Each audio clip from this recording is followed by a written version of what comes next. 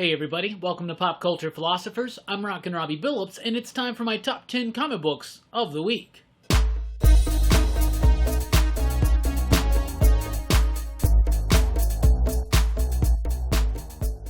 That's right everybody, thanks for checking out the video. I am Rockin Robbie Billups, and this is my top 10 comic books of the week. It's not a spec list, but just my 10 favorite comic books from a pretty decent new comic book day this week. Let's get right into it. At number 10, Stealth, number 5, from Image Comics.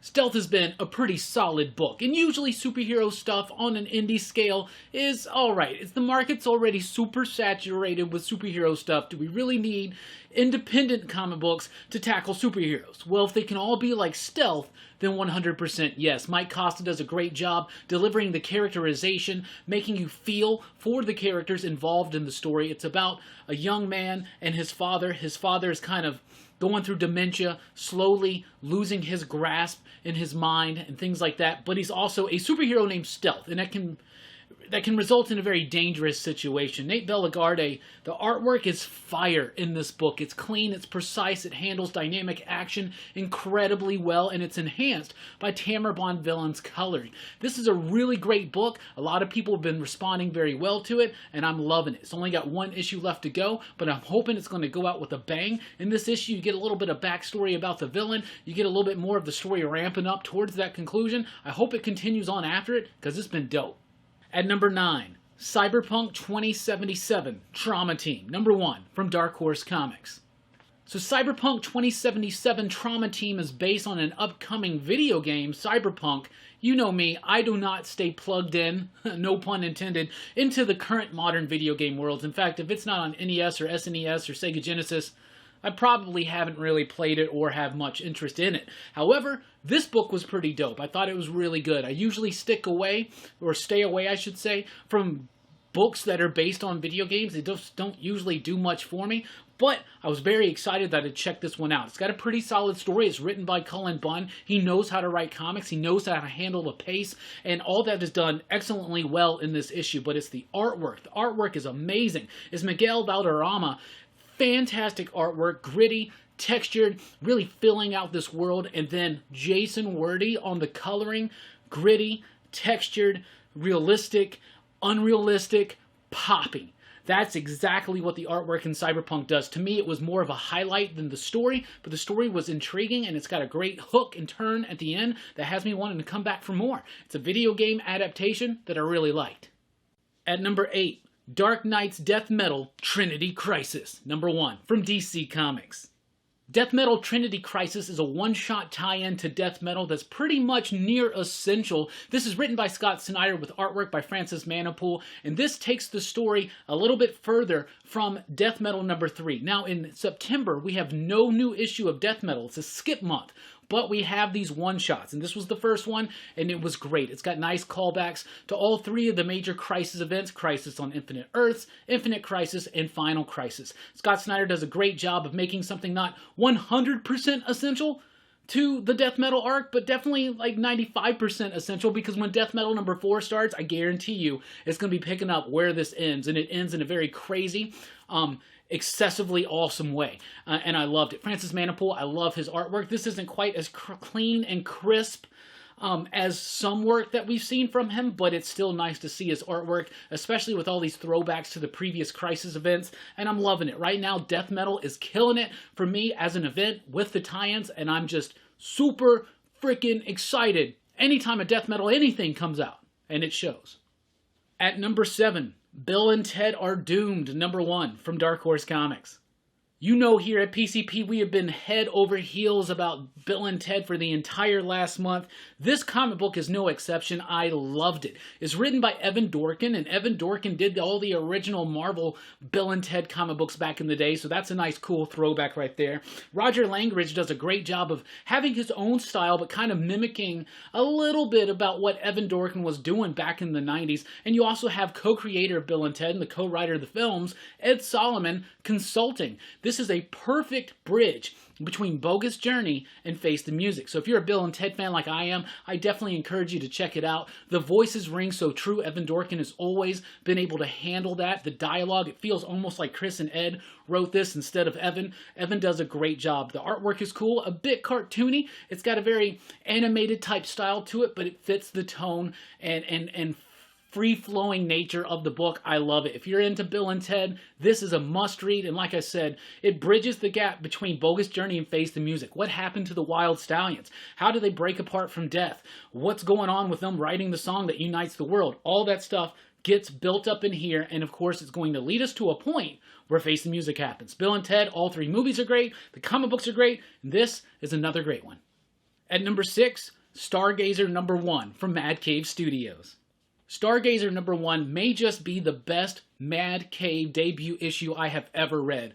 I freaking loved this book. It's a Teen Dog Shades appropriate type read. Really cool stuff. It's about a brother and sister, and at one time back in the past, they had some kind of weird experience along with some of their friends about aliens. Something happened with lights in the sky, and now her brother's always been quite off ever since then. Now we cut to them a little bit more in the future. They're adults, present day, and her brother's kind of going off his rocker again on the lights, on the aliens, on what's going on, and so it's kind of tied together with other stuff. I really liked it. I thought it was super cool. You know me, I'm a big proponent of ufology and aliens and all that kind of stuff. I get really into the stuff. I love it in my fiction. I love it in my nonfiction, and this one blew me away. Anthony Cleveland did a great job of crafting a debut issue with intriguing and compelling and engaging characters that are very relatable, and the artwork by Antonio Fuso is absolutely fantastic. It's grit, it's texture, it's rough, it's raw, and it totally captures everything that needs to be captured in here. The coloring was done by Stefano Simone. The coloring is great. There's a lot of purples, pinks, reds, blues. It's very striking the way it's colored. It's almost monochromatic at times, but not quite fully monochromatic, but I loved it. I love the style that the story approached itself with. I love the characters in the story. I love the setup. I love the building up of it. And you know me, Teen Dog Shades appropriate, I'm down for it. This one was great. This is your sleeper hit of the week. Stargazer #1. Like I said, and I don't just throw these words out there, this to me is the best first issue from Mad Cave I have ever read. It's a must read. At number 5, Web of Venom, Wraith, #1 from Marvel Comics. So you know I've been loving Donny Cates' work on Venom. I've been loving all the Web of Venom one-shots, and this is no exception. This is really cool. And he kind of makes an attempt to start bridging the gap between his cosmic work and his Venom work here, right? Now, the Venom work always started off a little bit cosmic with the introduction of Null. Now we know that Null is free and he's arriving. And in this issue, they take Wraith, who's a character that we most recently saw in Donny Cates' Guardians of the Galaxy. He first made his appearance in Annihilation Conquest. He's a cosmic Kree type character. You find out he's got a connection to Null. He's got a connection to the symbiotes. And that's really cool, and that's really interesting. I know some people thought that maybe this book went a bit too far with setting up a potential way to wrap up the Null story very quickly.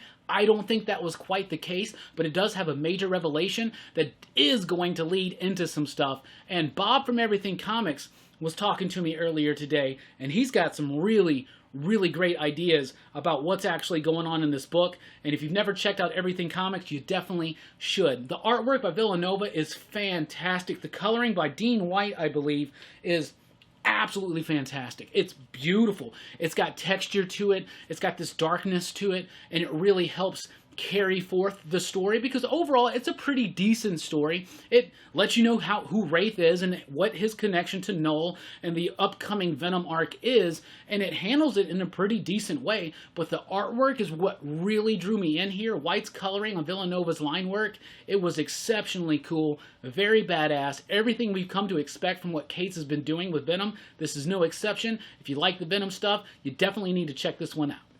At number 4, Join the Future, #5, from Aftershock Comics. So this is the final issue of Join the Future for now. I know that writer Zach Kaplan really wants to continue this story. It sets itself up in a way that can easily be continued, and I want it to be continued. This story was great, and I really think that the 5th issue, the final issue of the first arc, was by far the best. We built up this character of Clementine. She, along with her family, was living a more primitive life in this near future where at some point everybody starts migrating to these mega cities, and they bring everybody up there. There's free health care, universal basic income, all the utopian dreams are present there. But some people just want to still live their quiet, primitive, more primitive farm life, home life, that kind of thing. But when you get told that you need to go into the city, they're going to do whatever it takes to convince you to go into that city, like killing your entire tribe, family, and village. What the hell? So Clementine's been on this crazy revenge streak. It's a sci-fi revenge western. And in this one, she basically home alones it, and I absolutely loved it. I thought it was great. A great finale to this first arc, and this book needs to continue. It's got to have more room to breathe. There's a whole lot more story to tell. So hope everybody really supports this book, and Aftershock gives us a second volume. At number 3, Something is Killing the Children, number 10, from Boom Studios. Something is Killing the Children has been great. Now, when the second story arc first started, I thought it slowed up just a little bit, took some of the crazy, horrific action out of it, and started building up some more of these characters and explaining some stuff about the background. And that was really, really cool. But in these last 2 issues, they've really kicked it back up. This is a horrific issue. There are brutal, terrible scenes in it that we've become accustomed to in the first arc of Something is Killing the Children, and it's exceptionally well done by James Tynion. It's got melancholy, but it's also got horrific action, and it handles it so expertly well. The coloring by Miguel Muerto is so solid and atmospheric, and it provides such a tone to this book, on top of Werther Del Adera's penciling. Oh my goodness, I love it. I love the layouts. It all works together. I think that this is the best artistic team I have ever seen James Tynion work with. He works with their art style so well with his scripts, and vice versa. That is such a flawless, cohesive piece of excellent material to read. Something is Killing the Children, and seriously, something really is killing the children. And if you don't like seeing children get got, you shouldn't read this book. But if you like something that takes chances, that's brutal, that's in your face, but also has a lot of nuance and tragedy and good stuff to it as well, check out Something is Killing the Children. At number 2, The Red Mother, number 8, from Boom Studios. This may be just one of the best issues of Red Mother yet. I freaking loved it. Written by Jeremy Hahn with artwork by Danny Luckert. This book has been amazing. I've been singing its praises all year long. It's definitely one of the best comic books of the year. I love it. It gives me a Hellraiser vibe, mostly because there's a puzzle box, and that's cool, and there's some kind of crazy demonic entity that only shows up at random times, but also it's a very slow burn. And if you really think about the first Hellblazer film, most of the Hellblazer films, the true big horror, like you're always waiting for for Pinhead and the other Cenobites to show up, but it takes a while for that to happen. That to me kind of is applicable as far as comparing it to Red Mother. It's got a slow pace to it. But really, when I started thinking about it, we're 8 issues in, and a lot has happened. The main character gets handled so excellently well. It's got deepness, it's got resonance, and it really, really works. It's also got really creepy and atmospheric moments that hit so well. The dialogue is great. The artwork is crisp, clean, and clear, and concise, and precise as well. I love what Hahn and Luckert have done with this book. I thought that this was such an amazing issue, and the way that it feels like a slow burn. So this is why I think this book is so exceptionally well done. It feels like something that's got such a slow crawl and pace to it, right? And it does feel that way. But then when you start looking at it, you're like 8 issues, and we've come this far in the story. That's pretty excessively awesome, in my opinion. I thought The Red Mother number 8 was the best issue of the series, one of the best issues of the week. It made my number 2, and I just freaking loved it. And at number 1, Ice Cream Man presents Quarantine Comics Special from Image Comics. So during the COVID Diamond shutdown, there were no new comic books, and W. Maxwell Prince and Martin Morazzo and Chris O'Halloran, the creators of Ice Cream Man, they got together and they did these online digital comic books. They were like short little like 4-page stories, and they released them once a week. And then they had some of their friends come in to do some stories set in the Ice Cream Man world. People like Dennis Camp, writer of Maxwell's Demons and friend of PCP, Al Ewing, Declan Shalvey, Chris Cantwell. Some really cool stuff there. So this is a collection of all of those little short stories all in one floppy package for those of us who just have to have floppy issues. And yeah, I'm one of them. I freaking love this. It's great. It's got a couple stories that deal with the idea of quarantine, and it's handled in a very distinctly Ice Cream Man type way, and that's all great. So the first half is all the original Ice Cream Man team doing some new stories, and I really liked it. The Shakespeare story was one of my absolute favorites. It's the first story you read here, I believe. But then there are the backup stories by Ewing and the others. They're fantastic as well. My favorite story being of which is the Dennis Camp story. That one hit me so hard. It's so sad. It's so bittersweet. It's so exactly what Ice Cream Man is. I love this book. If you love Ice Cream Man, and it's been getting more and more fans, picking up more and more steam as it goes issue to issue, if you're like an Ice Cream Man, you definitely owe it to yourself to check out this quarantine comic special. It has everything you love about Ice Cream Man in a little short, fun-sized, snack-sized bits, and it is fantastic, and it made the pick of the week. So that's what I read. That's what I thought about it. What are you reading? What are you thinking about? What's your pick of the week? What's your top 3? What's your top 5? Hell, what's your top 10 comic books this week? Let us know in the comments down below. Thank you so much for checking out the video. Please do like, share, subscribe, comment, and click the notification bell so you don't miss a single video. We really do appreciate it. I'm Rockin Robbie Billups. Thanks for rocking with us. Keep on reading.